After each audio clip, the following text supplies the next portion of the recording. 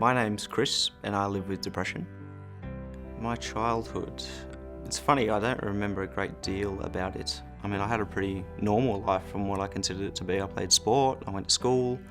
I remember getting into trouble a little bit. I think that just goes to my personality, not that I was intending to do anything dangerous or out of sorts, but yeah, I'm quite an active personality even now, and I know I was back then, which was sometimes hard for my family and my teachers to handle.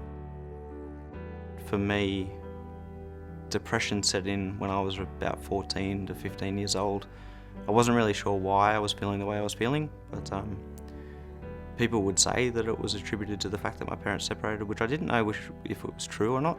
The more I grew up, the more I knew that the relationship that they had probably wasn't aligned to what it was with my friends and their parents, so it wasn't a big shock for me, but it was more so the fallout and the emotional state of my mum and the breakdown in my relationship with my dad.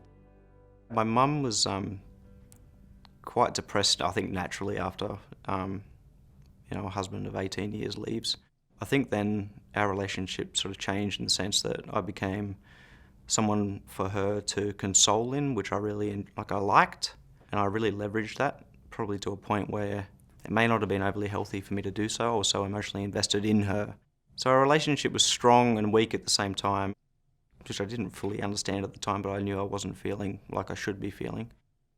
I didn't deal with it well to begin with. I withdrew, I isolated myself, I didn't talk to my friends, my family. I wrapped myself up in bed for days. And it progressively got worse to the point where I was becoming frustrated with the fact that I was feeling like this. I couldn't identify why. Progressively, self-harm became an idea that I was looking to pursue, and it was at that point that I thought I would reach out and speak to somebody about it. The first person that I spoke to was my mum. The main reason I spoke to my mum is because I wanted to speak to somebody who understood and had been through what I was experiencing.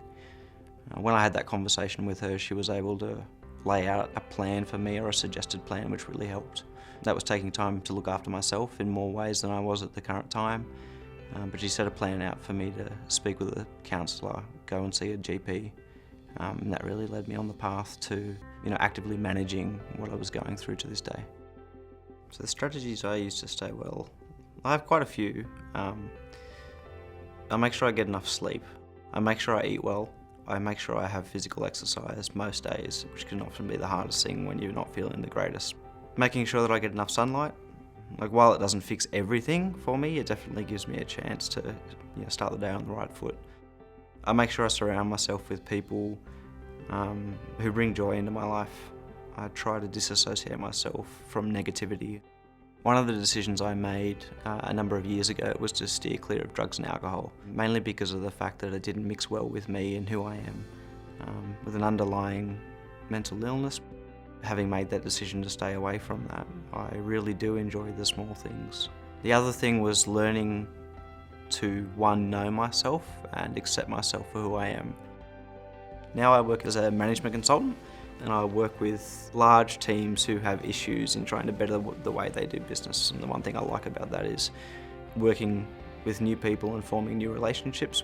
I realised within myself that success and happiness for me is also being able to give that to other people, and helping people who go through hard times like my mum did for me when I was struggling.